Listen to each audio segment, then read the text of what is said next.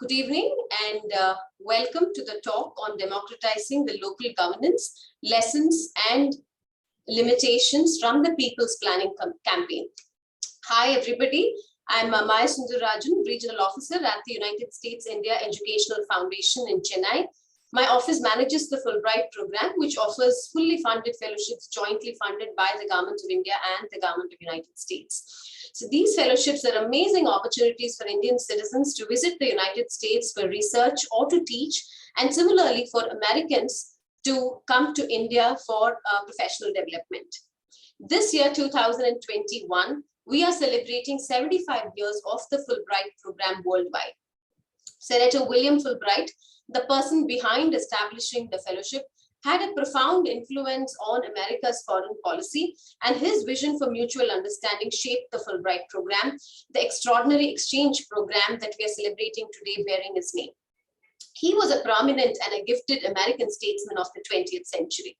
So it is so apt that we are marking 75 years of the Fulbright program with a talk on governance this month. So with that preamble, I am delighted to introduce our speaker today, Dr. Manjula Bharati. Dr. Manjula Bharati is with the Center for Urban Policy and Governance, School of Habitat Studies, Tata Institute of Social Sciences in Mumbai. And importantly for us, she was a 2018-19 Fulbright Nehru Scholar to the University of Rutgers in the United States. She was Chief Operating Officer, Kudumbashree Mission, the world's largest community-based organization. She was member at Central Advisory Committee on Panchayat Raj, Government of India, member expert committee on decentralized planning for the 6 scheduled areas, Government of India. And her research areas are focused especially on engendering and local governance in 8 Indian states. And she's published articles in national and international journals and papers and books. Professor Bharati was a special invitee to various US universities and also to many other countries, including Canada, UK, and Argentina and other countries. And she's been sought after to deliver lectures on the topic of gender and caste dimensions of local governance in India. Thank you, Professor Bharati, for agreeing to give this talk and to being part of the Fulbright 75 years of celebration. And a big congratulations that your recent book, Brick by Brick, Democratizing Local Governance, Insights from the People's Plan in Kerala. It was released a couple of months ago by the Honorable Chief Minister of Kerala. We are delighted that we are able to present this talk today and to discuss your book and to hear from you and to learn from you. So with that, quick introduction, because otherwise her bio runs to several pages, but to ensure that we keep within time and to focus on the talk, I will now hand this talk over to Professor Bharati to begin the lecture. I have one request for the audience. Please post your questions as and when they come up in the chat box. We will take up the questions at the end of the session, and Professor Bharati will respond to those as soon as she finishes her lecture. So with that, over to you, Professor Bharati. Thank you, Maya. So good evening, everyone. I hope I am audible to you. Yes, you are. So a brief Thanksgiving note to start with. Thank you to the entire team at USIEF for organizing this virtual talk on my book. And specifically would like to mention Dr. Sudarshan for initiating the event, and then Maya and Shinu for taking it from there. I would like to thank my PhD guide and former Finance Minister of Kerala, Professor Thomas Isaac, for encouraging me to write this book. Thank you, dear Marsh. And equally important are the series editors of the book, Dr. Joy Aman, Professor Harilal, and definitely Professor KJ Joseph, Director of GIFT, who really took his time in bringing this out. Thank you, dear KJ. And finally, and not the last and least, I would like to thank the subjects of my study, the tribals of Wayanad and the women of Ullur SGs, who cooperated with me in making my study participatory.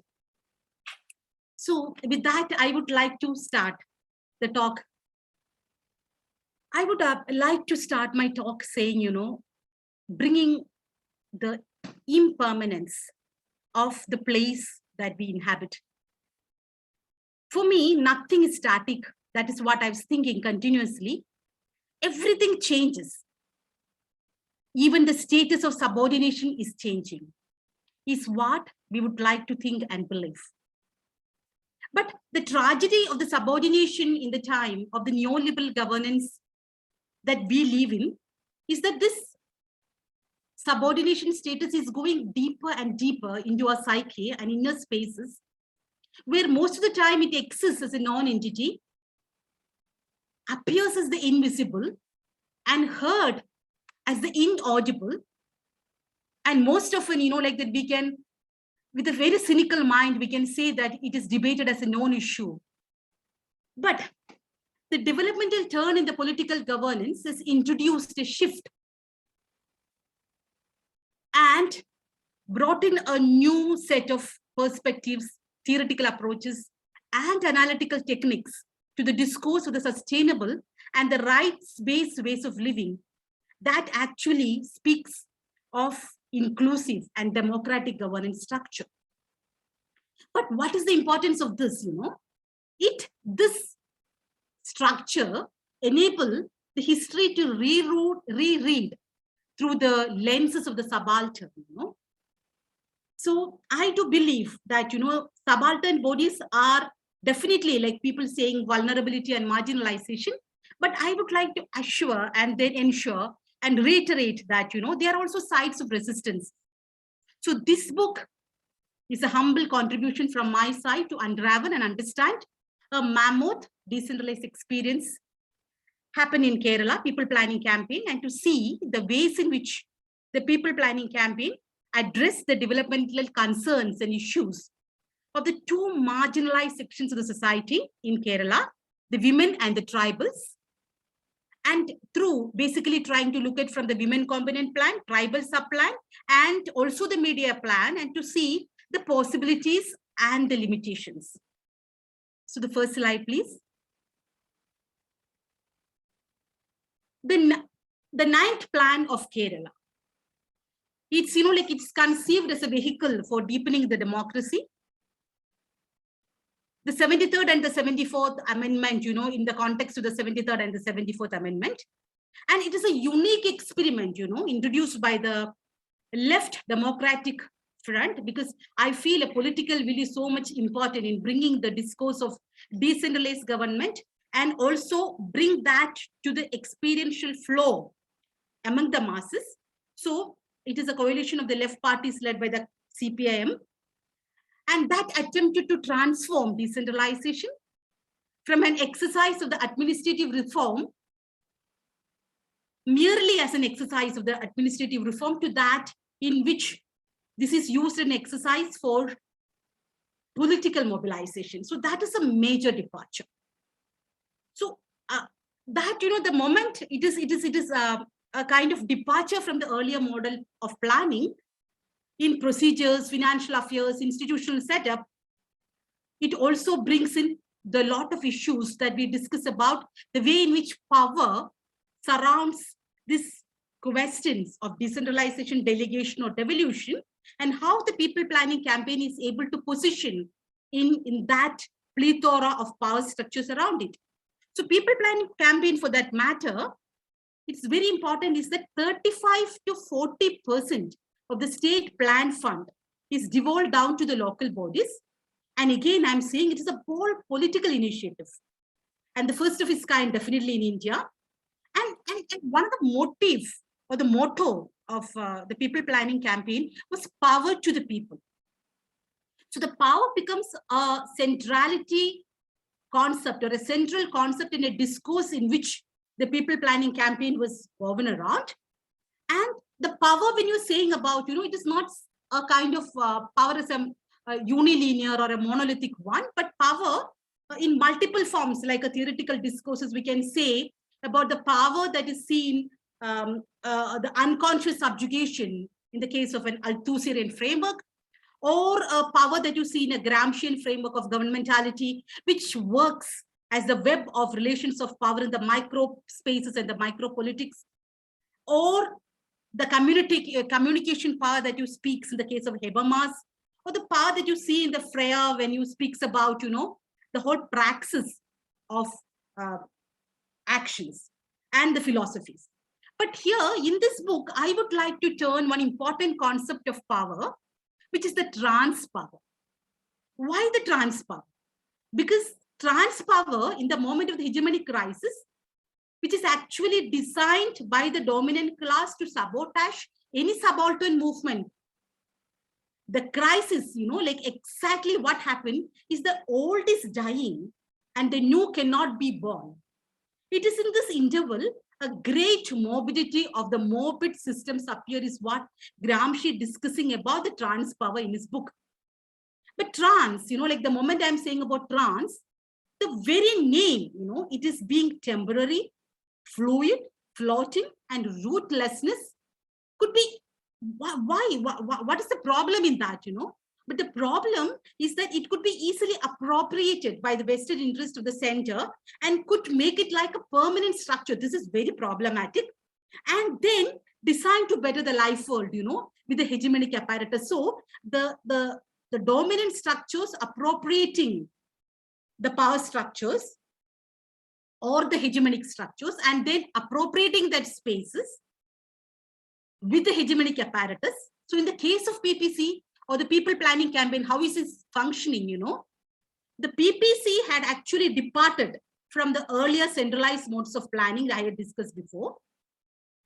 And the normative understanding of the centralization and its rigid kind of structures and procedures.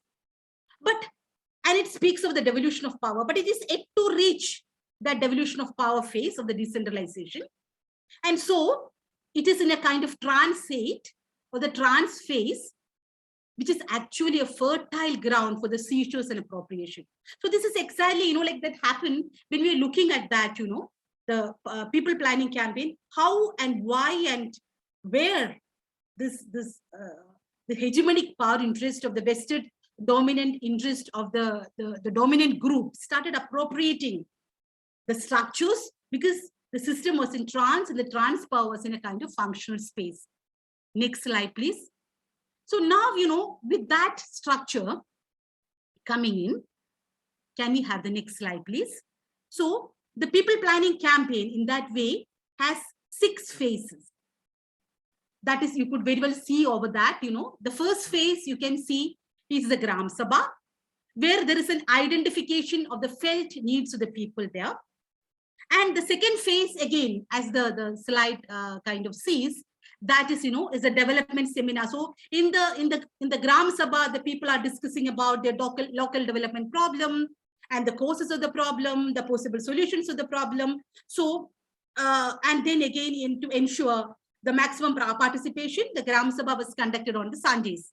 And the next phase, the second phase that you could see is the development seminar, was actually organized by the local self-governance institutions, the panchayat or municipalities, to discuss that, The main objective of the second phase was generation of an extensive local database. This is one of the very important contributions of the people planning campaign to the disaggregate database, because it is trying to get an extensive local database, possible solutions to the development problems. And the most important one is to formation of a task force to prepare the development project, because like the people are saying about the problem, people are saying about in their respective localities, people are saying about the possible solutions from their lived life world, and then the people are also bringing out, but then also it needs, because it's a plan and it needs to be have financially feasible, technically viable, so it needs to formulate that in the form of a projects, development project. So the third phase was actually the task force to prepare the projects. And then, like the task force prepared around, like 1 lakh projects. That's very important during that consolidation of the panchayat. And then the elected representatives of the Gram Panchayat Samitis right to select the project and to be included in the annual plan. That is the third phase. And then the fourth phase, what's happening, it's integrated. Sorry, fifth phase. So fourth phase, it is actually made at the local level. And the fifth phase, it is integrated at the block level. And the sixth phase is again very, very interesting, is again an innovative intervention of the people planning campaign, the concept of the voluntary technical corps. That means, retired technical people who are there and professionals were encouraged to enroll as volunteers to apprise the projects and plans. So the experts were required to spend at least a day or a week to give technical assistance to the panchayat. And expert committees was also formed at the block level, municipal level, and also at the corporation level. So these are the 6 phases in which the participatory development plan, the PPC, was considered. So this is how, that the 6 phases of the people planning campaign was envisaged. Can you go for the next slide, please?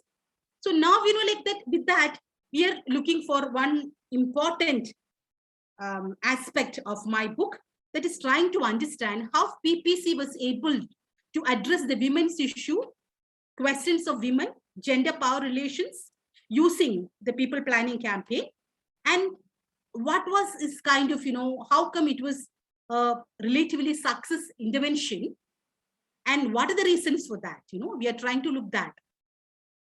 So if you're looking at that, very specifically, very quickly, we all know that in the 50s and 60s, we were having the welfareistic approach for the women development, which the plans viewed women as non-productive dependents, and only concerned with the family welfare. So in a way, we can say that it failed to recognize the work done by women. So the next shift, the planning shift, emphasized on efficiency. In 70s, we could see that the policy approaches aiming to incorporate women into development activities. In the 80s, we started women integrated development to understand and to achieve women's integration in all aspects of the development process.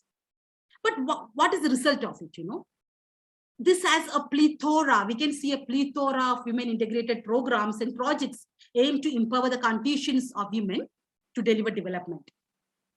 But empirical studies and experiences indicated that the women-only project helped again to further marginalize the women, and isolate them from the mainstream of development. So then this led to the major shift. So from the women integrated development, it is majorly shifting to the gender relations, gender and development, treating unequal power. So this is where we are striking a parallel with the vision plan of the PPC, which speaks about power to the people. So gender and development also tries to look at power relations in a matrix of gender relations of power and see, how the unequal power as a key obstacle women's participation and development.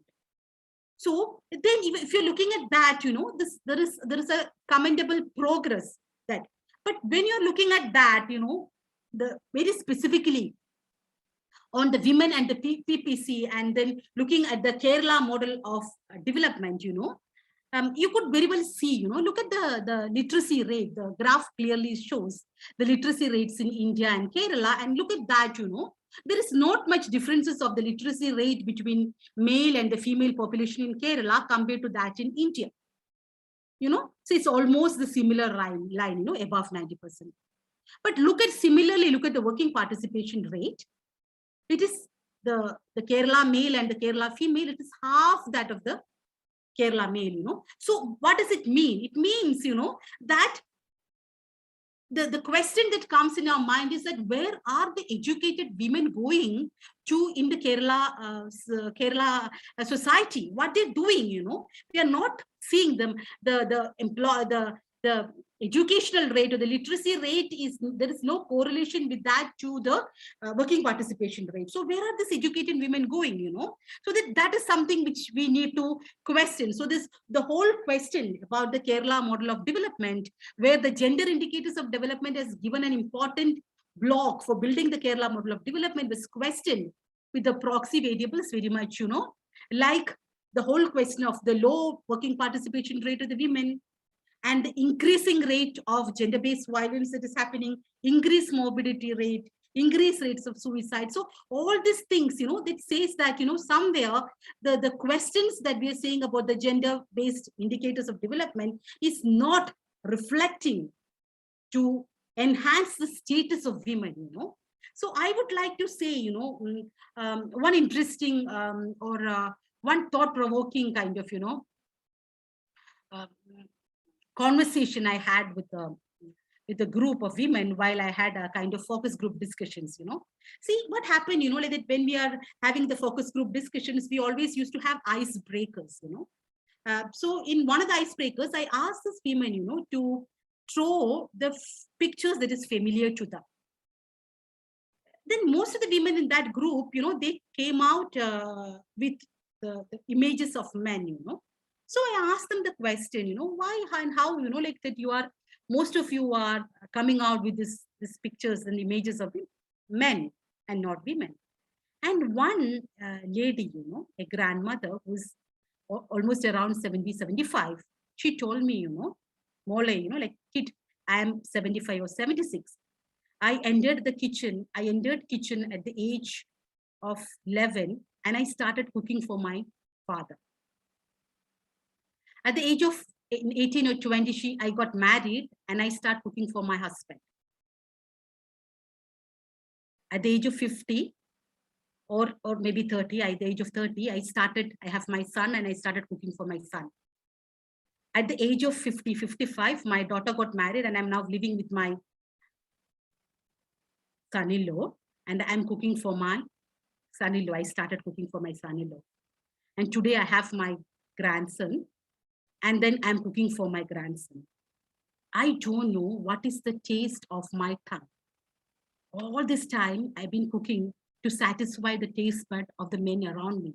So I don't know the color of the taste of what is my color, what is my order, and what is my taste, So this was, for me, this was a very profound way of understanding the absences around women, that any kind of, the valuable contribution of women unrecorded, unrecognized, unpaid, the presence is made invisible and their voices inaudible. So this was a kind of spaces, the politics of absences where women were living, and their novel initiatives were nipped in the bud, terming them as dysfunctional streams of novices. So then this is the kind of neoliberal policies of the globalization, how cater to the corporate and the patriarchal norms and making women unheard and inaudible in the system. So this is the place, where the PPC entered, and then PPC tried to break this invisibility. Can we have the next slide, please? So it tried to have, certain kind of very specific, like it was saying in this slide, in the first phase, the second phase, the third phase, it clearly had made conscious and the cautious efforts to intervene women, policies, and interest into the development framework of the PPC. So in the first phase, you have, like 10% of the plan fund to be earmarked for the women component plan. Then there is a development seminar separately for them. And then there is a chapter on the development report specially for them, and the task force separately for them. So then the very specific, consciously, cautiously, we're having interventions to bring the concerns, needs, requirements of the women into the planning spaces of the people planning campaign. And one of the thing again I would like to say about, it's the way in which, PPC brought in the skit, that the Subhadra Madhavan, and the Panchayat Raj, which depicted the trajectory of one woman elected to serve the Panchayat, who braved multiple social challenges in order to fulfill her governance role. And the people were asked to change that. So that is another thing. Can we have the next slide, please? So then the PPC, but despite having this kind of conscious and the conscious interventions, the PPC, we could see that the women component plan was not bringing in the desired kind of changes in the gender roles. So then they were, like the separate project clinics were convened, and then revisiting the women component plan, where that was one of the most important intervention of the PPC was that all the local plans, where it was made mandatory to have 10% of the plan fund for the women component plan. So that system was made mandatory, and then a mammoth training processes was convened at different levels to conscientize women, to to kind of, to tell the women, to make that kind of awareness building at multiple level, using multiple forms of communication strategies, and mammoth training happened. And we have, like local resource persons, women were trained to become the local resource person, women were trained to become the district resource persons, women were trained to become the state resource persons, and to discuss and to train the elected women representatives and the people to make the projects that discusses about the women concerns, so more not only of the practical gender concerns, also of the strategic gender concern. So one of the most important thing that happened, two major development I feel, is the emergence of the women collectives in the form of self-help groups and the women status report are the two important kind of interventions the PPC have done. That is very important. So then you could see that there's the politics of presence of women, like Phillips was saying about the public sphere of Kerala and the formation of the Kudumbasri, for that matter, two significant contributions of the engendering phases of the people planning campaign in Kerala. Can we have the next slide, please? So the PPC, like that Kudumbasri was one of the, like I said, is very important contribution of the Kudumbasri mission, one of the very important contribution of the PPC, and how the SDGs of the Women Component Plan are modified into the holistic neighborhood groups of the Kudumbasri. And then again, the synergy with the local governance of the Kudumbasri and the variety of initiatives the Kudumbasri started, and especially the right-based interventions, employment generation, food security, health insurance, housing, all, this is actually because of the conducive environment enabled by the people planning campaign, the social capital, experience shared by the model panchayat, efficient functioning of the Kudumbasri members, all have made Kudumbasri very popular today in Kerala. And like that, I would like to end here, like that with the Women Component Plan, the certain kind of statements the women used to tell me. The women says, we got a space in home. Very interesting comment. We expect the women to be more visible, but they said, okay, we got a space in home. Very, very interesting comment. And my husband and children introduced me now as a chairperson or the member of a Kudumbasri network. And bank manager called me madam. I get invitation in my name rather than in the name of my husband as Mrs. So and so. So in moment of crisis, I can lean on my friends.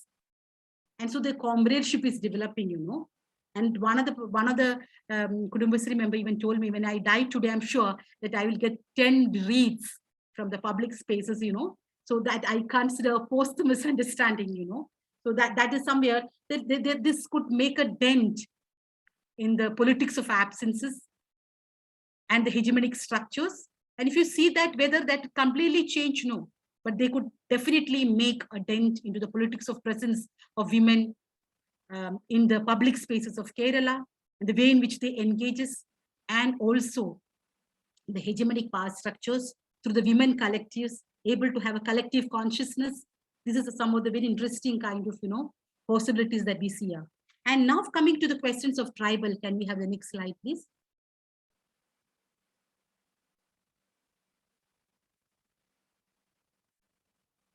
Can we have the next slide, please?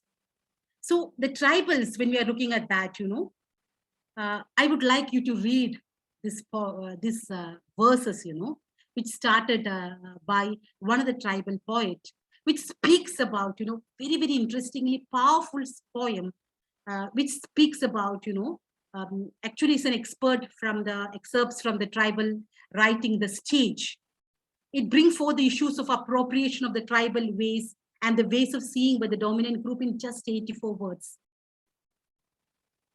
So, like that the decay from within of the experiments, paradigms, theories, discourses, and how the kind of failed interventions that you see in the history, like I would like to quote Ramachandra Guha in an essay when he speaks about the 16th Republic Day, points to the widespread neglect of tribals, and when he quoted Jaipal Singh Munda, a spokesperson for the tribal interest, and I quote Munda, when he gave a moving speech to the Constituent Assembly, he said, I quote him, Sir, if there is any group of Indian people that has been shabbily treated, it is my people. They have been disgracefully treated, neglected for the last 6,000 years. The whole history of my people is one of continuous exploitation and dispossession by the known aboriginals of India, punctuated by rebellions and disorder. I will take you all your word that now we are going to start a new chapter of independent India, where there's equality of opportunity, where no one would be neglected. But this was the speech that if speech that is given at the Constituent Assembly. But we could see that 6 decades since this speech, the tribal development still remains a mirage with no remarkable differences. And now, the development policies and programs for the tribals, if you're seeing, that one could see the exploitative patterns of the tribals. Can we have the next slides, please? So the PPC and the tribal sub-plan, if you're kind, the PPC also tried to intervene into the most marginalized, exploited, disadvantaged group in the state. And here I took Panamaram as the field study. So one of the things that I could see is there are so many factors for the ways in which, tribals lose their power. And one of the things is, the rapid destruction of the traditional forms of the leadership. Then the development strategy that you see in the Wayanad has been the development of infrastructure, particularly of roads and housing. And it was work-centered development strategy opposed to the people-centered development strategy.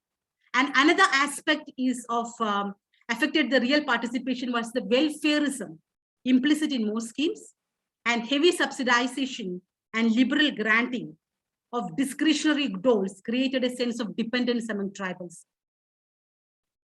So we have, very interestingly, we have Urukutams as a counter publics to discuss about the tribal issues, tribal plans. But then we realized, the people planning campaign realized that this is not going in the right direction.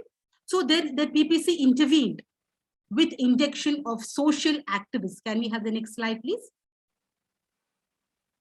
You can see, this is a flow chart which I could get, through the focus group discussion with the tribal groups. And you can see the ways of exploitation, marginalization, discrimination, alienation happening to the tribals, and the multiple ways in which they have been the politics of exclusion is happening in the lifehold of the tribals is what we could see here.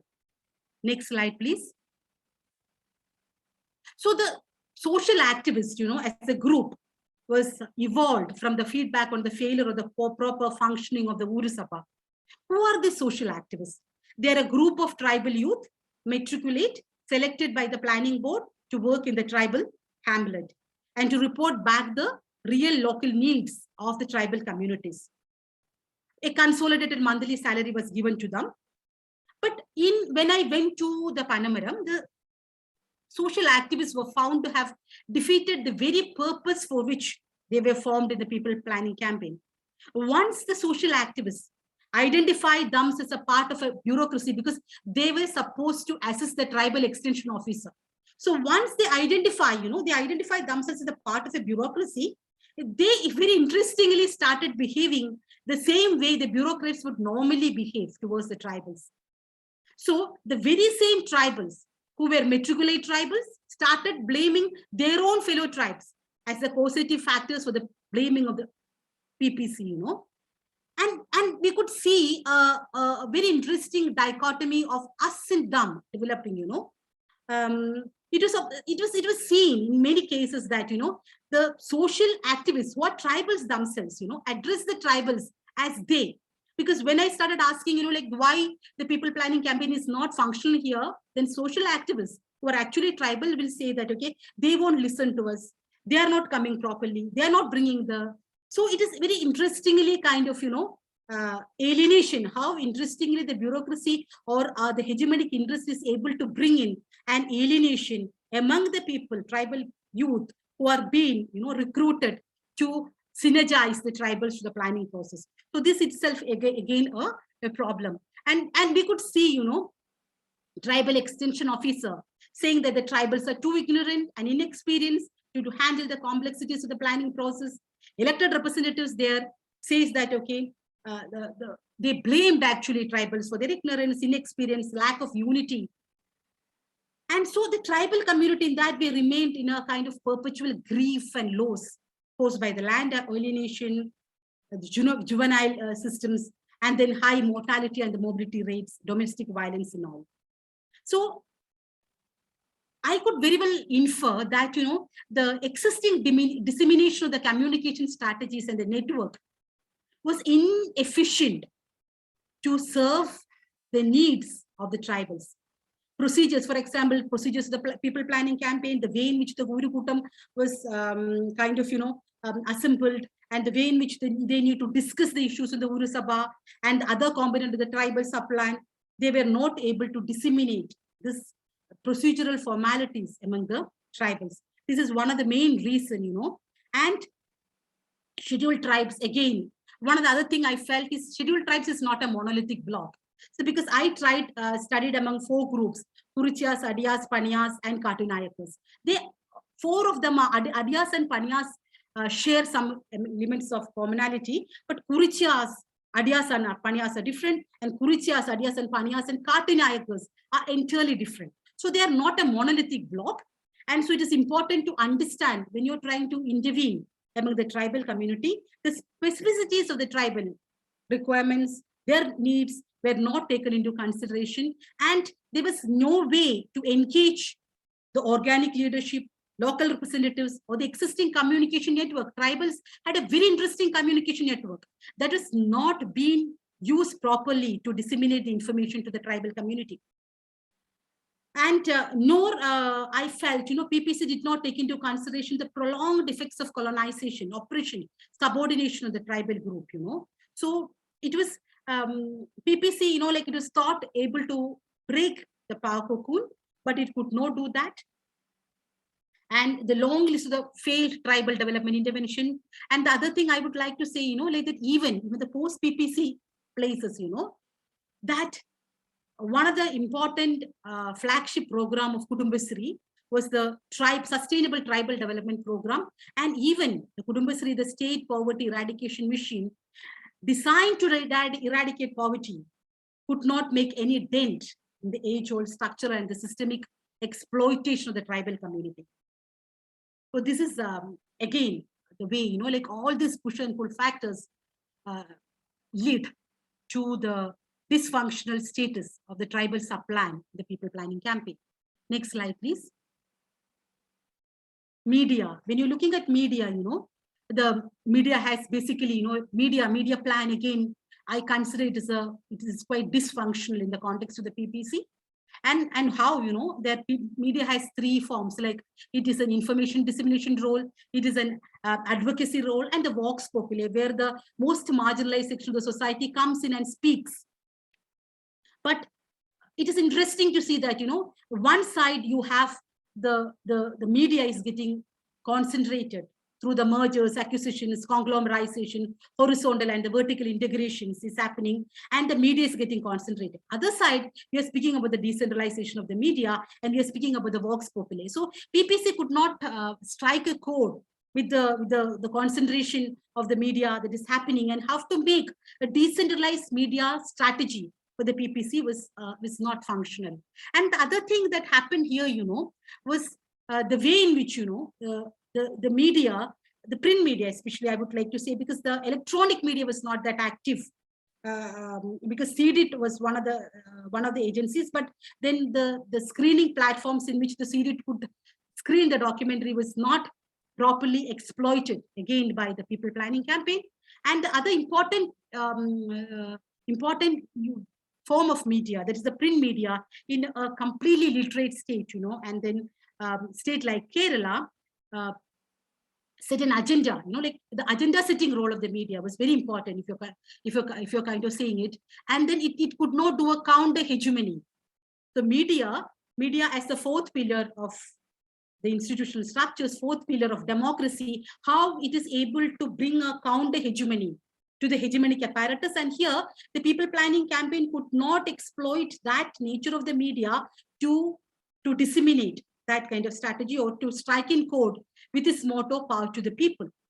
So I could very well say, that media was using the agenda setting strategy, the framing strategy, to basically give the informations in a concordant way, to information about the people campaign in a way that suit the vested interest of the people. So I kind of analyzed four papers, that is, 3 vernacular, Madhrubhumi, Malayalam Manorama and Deshabhimani, and 1 English newspaper, New Indian Express, and for 18 months.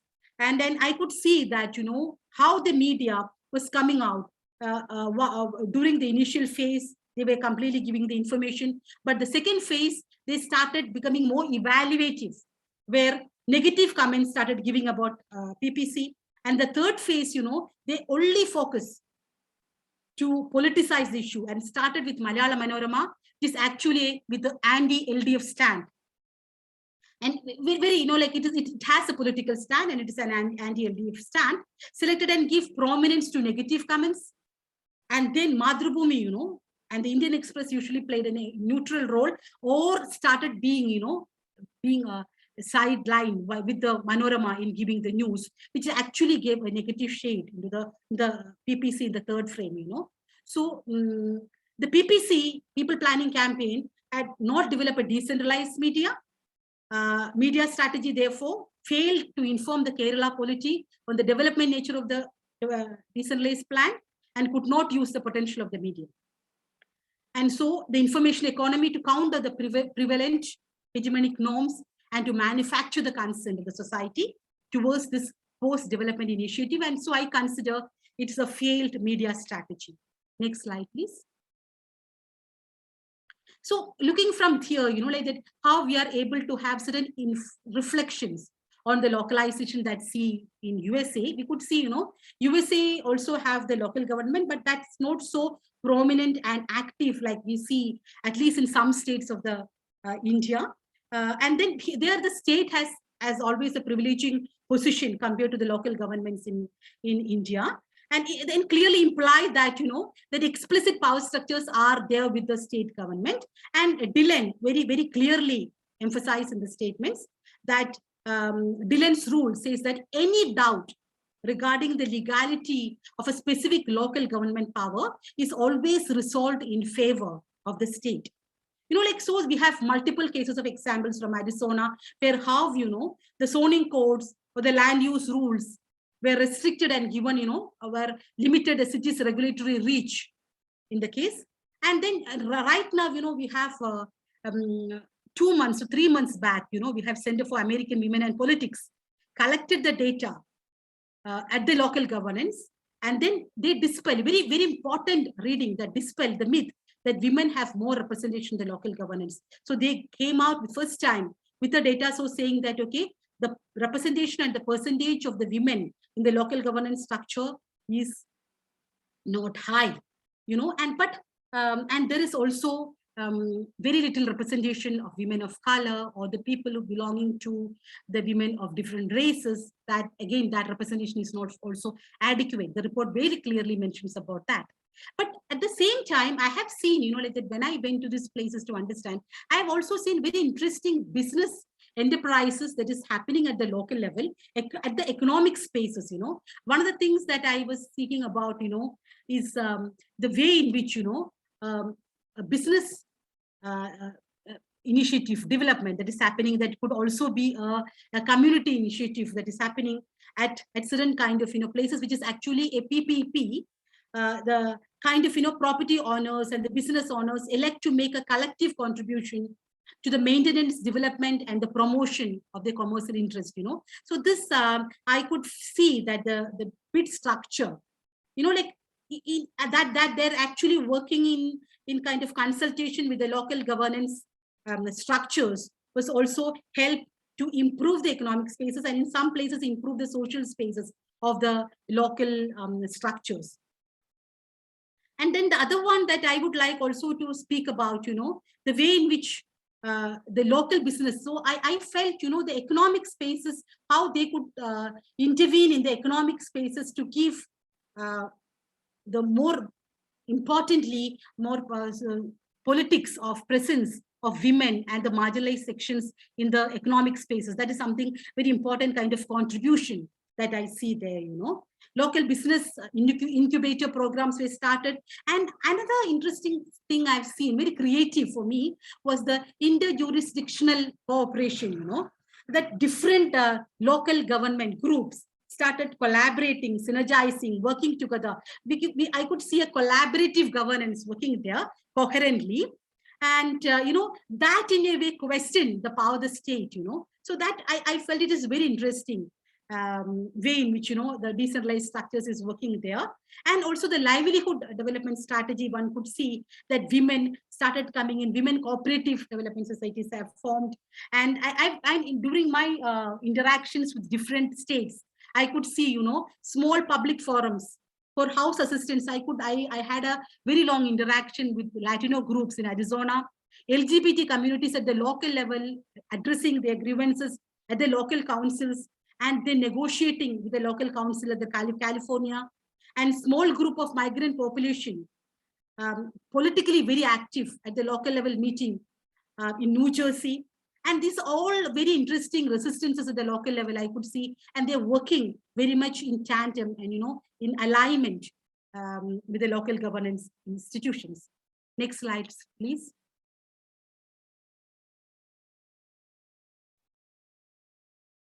So I could see the process that hamper the PPC, once the consumeristic ethics, then the Dino syndrome, which I feel, it's basically enlarging the media, dramatizes and enlarge the happenings that happen in a way that emotions like compassion, sadness, and joy becomes massified and then selling it. And then the mediation of politics, where, politicians adapt themselves to media and its consumeristic ethics. So I feel the meaningful questions of the government actions by the legislative members, serious debates on the differences of the development projects, all are not become development discourses by the media, but the media only interested in looking the politics as a drama and fun to look at, like a soap series, So this is again one of the important problem for the PPC. The last slide, please. So embedded, with this whole question, I would like, to have a powerful quote from the book. I would like to end my presentation by having this powerful quote by, I always like this quote, which has been given by one of the women members, which speaks again about the travel that we are going in the delivery, participative governance, inclusive democracy. We are the chosen ones to ride the boat of decentralization through the troubled waters of power politics to reach the islands of power. It is a new boat with a forward-facing rowing facility. The moment the great journey was declared and inaugurated, we placed our oars in the oarlocks and pushed the water backward to take the boat forward. As the backwash created swashes, those on the land clapped and cheered us. It was a great moment of pride, joy, and confidence for us. After days and months of rowing, we know we had to go a long distance to reach the island of power. Some of us pointed out that we had not moved in an inch. It was unbelievable, though by this time, everyone was convinced what they had said was true. We didn't understand what went wrong. Was it our inexperience in rowing? Didn't we hold the oars correctly? A few of our friends dropped the oars in the water and jumped into the water and began to swim in their earnest attempt to reach the island of power. As we continued rowing without any progress, we saw some of our friends drowning and disappearing into the translucent layers of water. A few others were still swimming, braving the waves and oblivious of the undercurrents. Will we ever make it? Or will they make it? Or will they too vanish into the blue? Did the Dead Sea anything more than we had seen? Will those who are still swimming see anything more than the dead had seen? Who is better positioned? The dead, the struggling warriors, or we who are on board? We know the boat wouldn't move an inch. We know its keel is tied to the ground using an invisible chain we could never break. We are tired. A sweat may one day flood the river. We are rowing. In the end, it is still far. Thank you.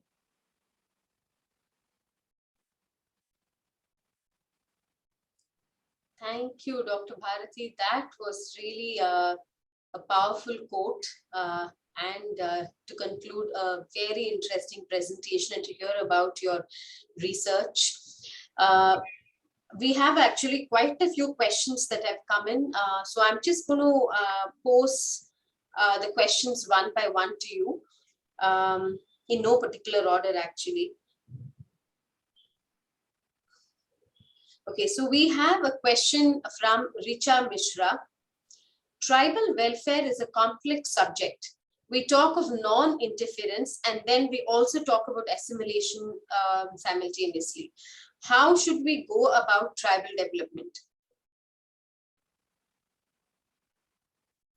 Can we take questions one after another, or what is the kind of process? Yeah, I think what we'll do, Dr. Bharati, is I will pose the questions one by one. If you can respond to it, then we'll move on, because the questions are all from different areas of your research. Okay, fine. See, Richa, the kind of assimilation strategy that you're saying, or the mainstreaming the tribals that we see in the post-colonial kind of phases, like that is what I said. Why the localization is happening? It is not giving a uniform template for the tribal development. That is one of the main reasons, one of the main failures of the people planning campaign that I could see is that, it questions this generalized template, a uniform template as a uniform answer to the questions, because the place where I kind of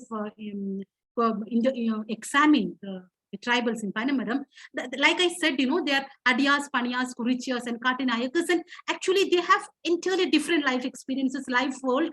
And then if you have kind of interventions which are uniformly placed and uniform templates, it is because the kind of aspirations, the kind of demands, the kind of requirements are different. So it is important to have the tribal specific interventions and not a monolithic tribal kind of, mainstreaming the tribals, It is, like very, very interesting. Nirmal Bose was asking, who are, like it is a colonial kind of, gaze that we are saying the tribals are underdeveloped, So their tribals are primitive. It is actually the primitive lens is on us, that gaze needs to be changed.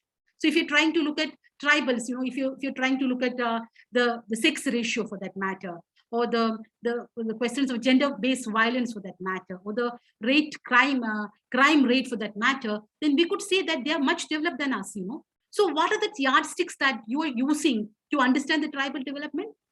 So we are like this old discourses of modernization that denied the history to us, ahistorical, cultural modernization indicators that try to kind of gauge us, We are now, when we are in the powerful positions, we are using the same kind of yardsticks to gauge and understand and say that this is the way the tribal should develop, That is a highly problematic and a contested area, where the tribal's voices have never been. That is what exactly I said in that, poem that I said about, it is appropriation at each and every side, They said, we listened intently. Any questions that have been asked, then said, keep quiet.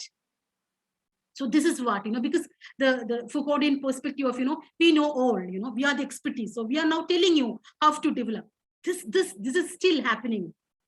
Because it's never been a monologue, because we still consider like this exercise saying about tribal extension officer, elected representatives, they are saying that they're ignorant, they are not able to understand, So this is this normative understanding of the so-called developed us thinking tribals as the ignorant is a very, very problematic thing. We have to give value to the wisdom, the tribals' base of life, and through which they have to lead their life world, So that assimilation approach is faulty in that perspective. We have to have a localized tribal interventions to understand and bring their wisdom, their life experiences to understand, to intervene with them, to make the plans. Yeah. Thank you, Dr. Bharati. We have the next question from Mr. K.V. Thomas from Cochin. Congratulations on bringing out your book. As your book seems to focus on empowerment of women and Adivasis of Kerala through the PPC, my questions are whether Kerala model benefited Adivasis. Ms. Louisa Sturr, who conducted a similar research, holds that PPC did not benefit them much. The second question is whether political dominance in the PPC adversely affected the role of civil society in PPC. And whether the bureaucracy could rise up to the expectations to meet the weaker section, to meet the expectations of the weaker sections during the implementation. So the first question that you asked, I don't think I need to answer, because that is what I kind of explained, because I'm very well saying that the tribal subplan, the intervention of the PPC among the tribals was dysfunctional, and it is not, you know, I've listed out the reasons. How come they were, see, one of the things that I've seen, the Uru Sabha was envisaged as a counter public, because the Grama Sabhas was not functioning. So you have a separate village assembly comprising the tribals as the Uru Sabha to air the development needs and concerns of the tribals. So what happened in reality, what happened, you know, like in my study, I could see that all the tribal group, the 4 types of tribal groups are kind of, you know, approach the Uru Sabha as a place where they will be getting the benefits, you know, like material benefits. You know, that is, they never thought, they never consider this group, you know, the Uru Sabhas as a platform where they could raise the development concerns of the locality. Why this is not happening? Then it's not blaming the victim, you know. So I'm completely against the blaming the group of tribals for not exploiting the potentials of Uru Sabha, because they were not being trained, they were not being given the information to understand the development nuances of the Uru Sabha, and how could they intervene that into the perspective development or the tribal plans. That has never been there, you know. So that is what I said, the social activists were bought in to has interlocutors between the state planning board and the tribal hamlets were also quite dysfunctional and defeated the purpose, because they started becoming the appendage of the bureaucracy to whom they try to question. So this is what the normative understanding, this is what we have given them, you know, like it's actually taking a bag in the morning and going to the tribal extension office and working as a clerk or a kind of doing the sundry work for the tribal extension officer. They consider is giving them more status, you know. So that there's a politics of recognition, politics of status is all coming. Nancy Fraser's understanding, you know, how, and that's compared to that being in the tribal hamlets, asking about the development problems, and then discussing that to the planning board, you know. So the why this normative understanding is happening is the way in which, you know, the culture, the onslaught of the mega culture on the micro society, saying that this is ours is the dominant culture, and somewhere there is always a tendency by even the educated tribals to imitate this culture. Why? Because what we give them is a continuous slurry of inferiority complex, a culture of, you know, so that is what the education is giving them, you know, to make them feel inferior, and to make them, you know, like somewhere to come, you know, to be getting, you know, the politics of recognition, they should start becoming like, you know, mainstreaming them, you know. So that is something that I was questioning in the entire thing, using their, you know, the development action strategy. That second question that you are saying about, you know, the public sphere. See, the question of public sphere, if you're looking at purely from the theoretical premises of the Habermas, you kind of, you know, thinks that the moment you are entering into a space, you know, then you are able to engage in a dialogic spaces, because you are able to transcend your positions of caste, class, gender, or ethnic dimensions, and you are able to engage as dialogic partners to the debates and the discussions, if it is catered to the public interest, you know. But what is happening in the cases of the PPC when it is looking at the questions of the power, you know, because see, the devolution of power is not an easy one, you know, because everyone is interested to have the power in their hands. So the moment you are saying about the devolution of power, it becomes not only an economic question, it becomes a very political question. So how then it is able to have the public sphere, to activate the public sphere with the civil society discourses, so that, you know, you are able to have this kind of questions posing to the public, and then bring a kind of, you know, rupture into the hegemonic notion. So that is what civil society discourse is all about, you know. You can question the hegemonic patterns of multiple forms of, you know, patriarchal power, the caste power, the class power. So, and all these things are there, heteronormativity of, you know, the sexuality, the multiple power sectors are there, and how the civil society discourses can question this notions of power is something that we need to continuously ask. But unfortunately, the people planning campaign, though we had the counter publics, it could not politicize that issue. What we understand by the politicizing, not party politics, the gender politics, for example, that matter is a transformative politics that we are trying to understand. Tribal politics, for that matter, is understand, how we are able to break the cocoons of the power structures in which the tribals are wielded in, through the conditioned power, through the compensatory power structure. Are we able to make a dent through this civil society discourses? No. Why? Because we are not able to politicize that discourses in the civil society realms, and to make that, the discourses to change the normative thinking, the commonsensical thinking of the civil society. So that there should be ruptures in that commonsensical thinking of the civil society to make form a transformative politics. But that's not happening, no. So in that way, it's not able to politicize that, that discourses that is happening in the civil society. That needs to be there. Yeah. So we have actually quite a few questions. The next question is Sartaj Khan. Ma'am, how do you see the implementation of 6th schedule in tribal areas? Even if tribal areas, they go against constitutional values of the right to equality and other fundamental rights like right to settle in any part of the country. Of none. Yeah. 6th schedule, like that we have the 5th schedule and the 6th schedule, like because I was a part of the, the 6th schedule committee to look at the kind of way in which, because this we cannot have, like once we have the PESA, that could not be there in the 6th schedule, because that is there for the 5th schedule, and it could not be implemented in the 6th schedule. So we have, like how the district councils were working in different, especially in the northeastern states of India and in certain other places. But, one of the things that we see, like the places like Mizoram, Manipur and all, and Nagaland for that matter, village development boards, how that is working in Nagaland. It was very interesting to see, how they could utilize, in certain pockets of Nagaland, we could see participatory budgeting, participatory planning. And we were recorded that in our report and saying that, okay, how that certain groups are coming together in their village development board, and then utilizes that for the educational purposes and use the participatory budget for engaging in the real development concern of the society, like education and for the water purposes of the society, So some very interesting things are happening. At the same time, there is also the ethnic conflict that is happening at that places. Again, how that we are in the tribal places, why the tribals, I always have the question that, why the counter-hegemonic struggles are not so happening at the tribal spaces, like the Dalit spaces, the Dalit question, they are able to politicize, they are able to collectively, the collective consciousness, and to politicize that collective consciousness, to negotiate with the state structures and powers, that is not so much visible in the case of tribals. One thing is that, okay, because of the very scattered, 8% of the population, very scattered, and the 6th schedule, hardly, like the less than 2 to 3%, and it's very scattered.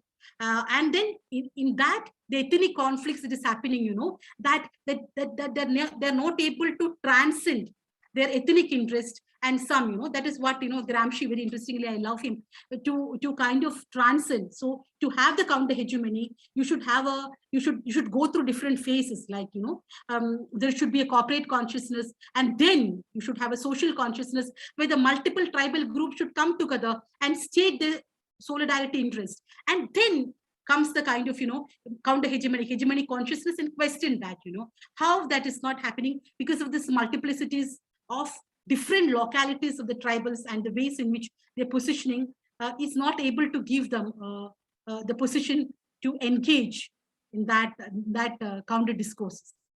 Yeah.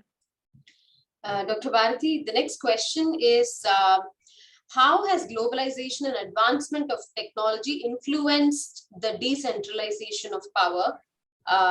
That's one. And also connecting another question, from your research in the US, are there any important learning, or adaptation of the local governance issues in the US that can be brought into India? So both are connected, so I'm just putting it together. Yeah. See, so the technology, like that, see, one of the things, like that, very interestingly, Escobar was saying about one of the problem of the neoliberal governance is, the technological depoliticization of the poverty is saying that, okay, it could be, everything could be managed through technological means.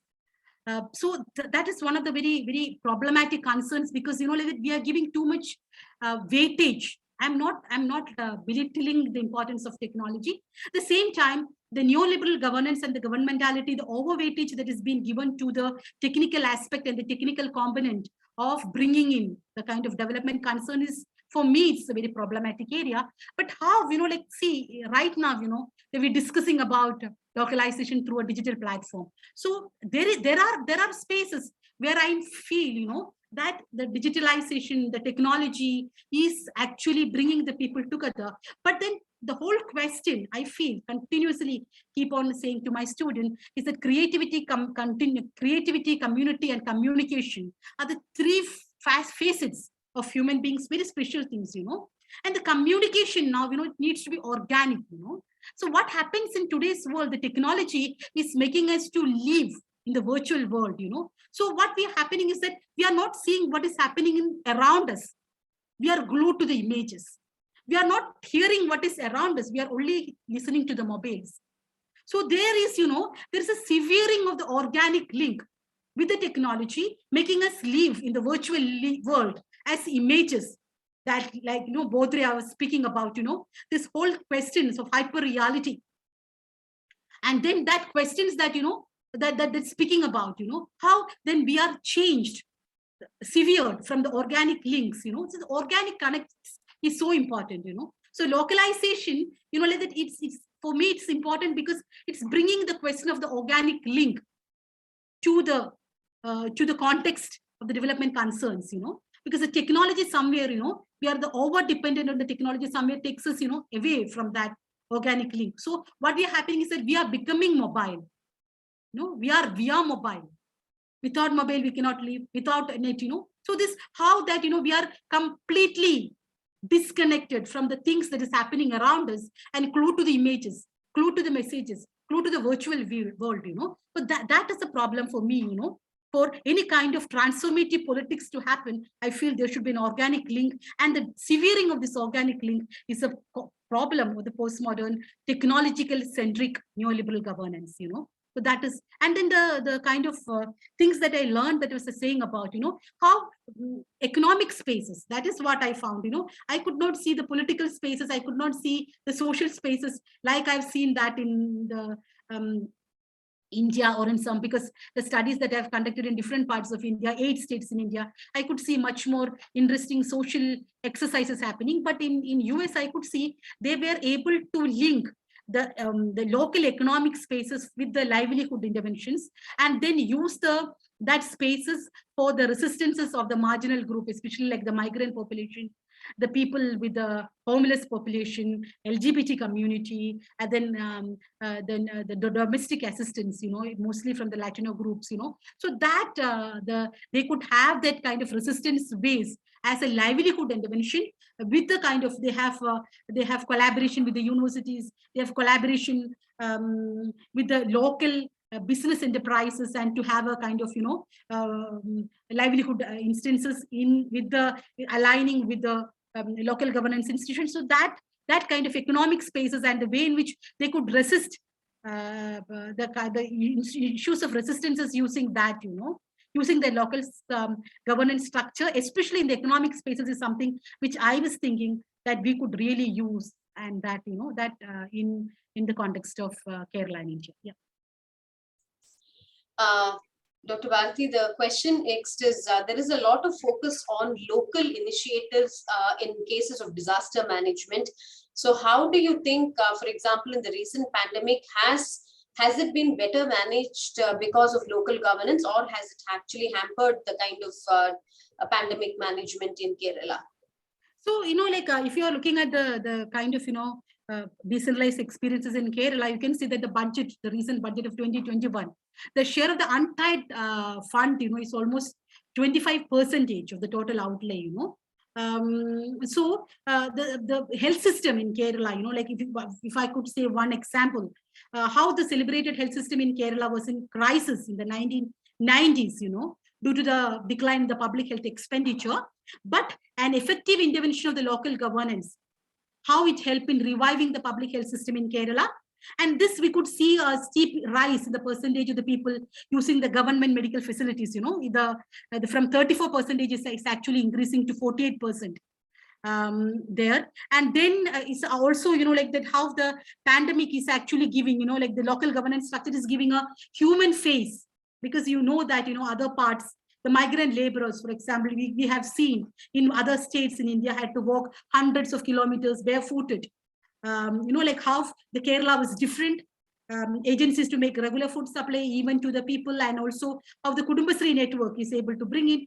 And then, like that, the local governance structure, because we have, in Kerala, the two health emergencies like COVID, and before COVID, we have the issue of Nipah, and then the floods, in 2018. So the lived experiences of these unexpected disasters, so it helped the local governance structure to have a system of contact tracing, identification, isolation, aggressive monitoring strategies. So active and the responsive local governments enable Kerala to actually proactively respond to the issues of the lives of the people.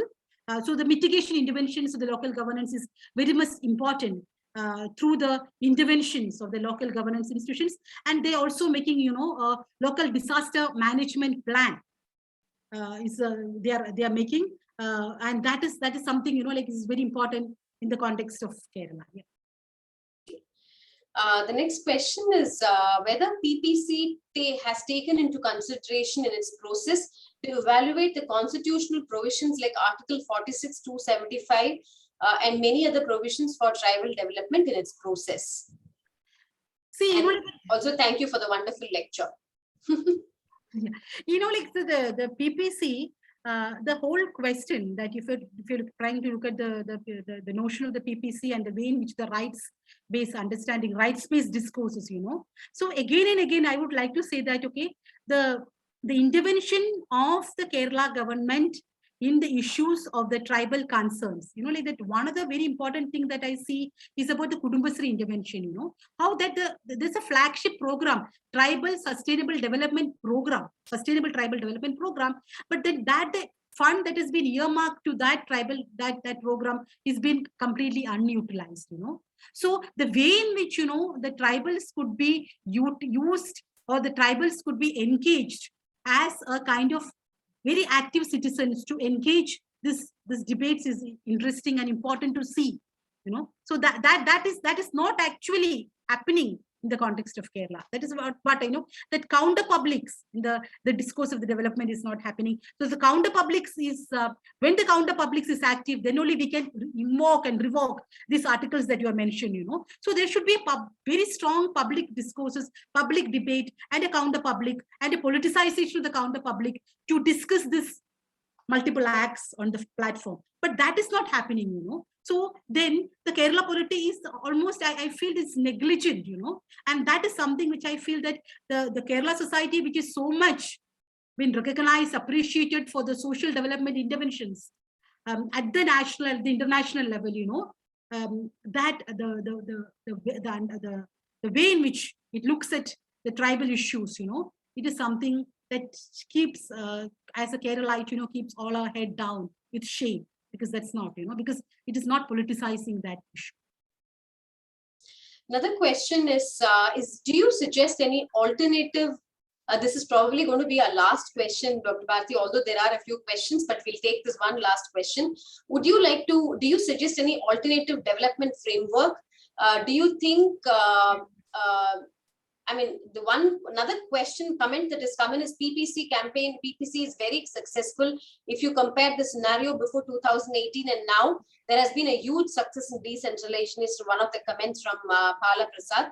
But on the other hand, we have another comment from Dr. Shivanna, who said, do you suggest any alternative development framework? And do you think the failure of PPC is due to change of political system or a lack of interest among the people themselves? So first of all, Dr. Shivanna, I would like to say that I never said PPC is a failure. I said it's a very, very important, bold political initiative from the Kerala government to question the power structures of society. And then one of the interventions that, because PPC could really question very important political structures and transform that to many, many levels, But for me, when I'm trying to look at specifically with tribals as an intervention, I said that, okay, that is a dysfunctional thing. And the media is a dysfunctional thing. But there are very, very important kind of stuff, because that is my analytical things. These are the two things. But the way in which the PPC could make a dent into the power structures and then question the hegemonic power structures, question the multiple forms of inequities, inequalities in the social, economic, and the political spaces, it is commendable, And the way in which, like I'm saying about, the health systems and the Kudumbasri, one of the very, very important interventions of the Kudumbasri, where, like the nationally, internationally acclaimed kind of spaces, health services, I'm saying, the way in which the COVID management is happening, is saying, the local disaster management, Nipah, and then the flood system, how the Kerala society is able to manage because of the local governance interventions. And PPC played a very important role in activating the governance institutions, structures of. So I am nowhere saying that PPC is a failure, but I'm saying about the problematic spaces and the dysfunctional spaces the PPC was kind of saying. So please don't misread me saying that, okay, I said PPC. PPC, I never said it's a failure. I'm actually a person who is completely with the, like that is what I said, trans power. Remember that I said this is a trans power that you're saying, the power structures, and how that, when the old is dead and the new is unborn, and then there is an interval, and how that in that intermediary spaces, the vested interests, the hegemonic interests are actually appropriating the structures and seizures are happening. And so, but we are moving towards a transformative politics. We will be moving towards transformative politics and alternative framework, sorry, I'm not there to say about that is what I said. There is no general alternative framework. It should come from the locality. It should come from the people and let the people's voice emerge. And I'm sure PPC is one of the forerunner that speaks about how can you bring people's voices into the public spaces. And I completely salute people planning campaigns started by the left government in Kerala to understand and to bring forth this people's voices into the public sphere. You are not audible, Maya? Yes, yeah. Thank you so much, Dr. Bharati, for that real thought-provoking lecture and conversation. Also, a big thank you to our wonderful audience for making this very, very interactive and interesting talk. I know that we couldn't pose all your questions and get answers from Dr. Bharati, but I hope we can have another perhaps interesting session another time. And since I know that there are a lot of students amidst us and possibly research scholars as well amidst us, I would definitely urge all of you to look up the US India Educational Foundation, our website. We manage the Fulbright program, which is more relevant for faculty and research scholars to go and do part of your research in the US. The other side of what we do is the Education USA program. So if there are students out there who wish to go and do their research or masters in the US, again, we have a guidance program where we have Education USA advisors who can apply, who can support you in your application to US universities as well. So please look at our website, www.usif.org.in, and also the Education USA website, which is www.educationusa.state.gov, or just email us and set up a meeting with us, and we'll be happy to talk to you. So with that, we'll end the session. So thank you, Dr. Bharati. Look forward to interacting with you on a different occasion. Thank you. Thank you, USIF, and thank you all the participants for giving the time. Thank you so much. Thank you. Bye-bye.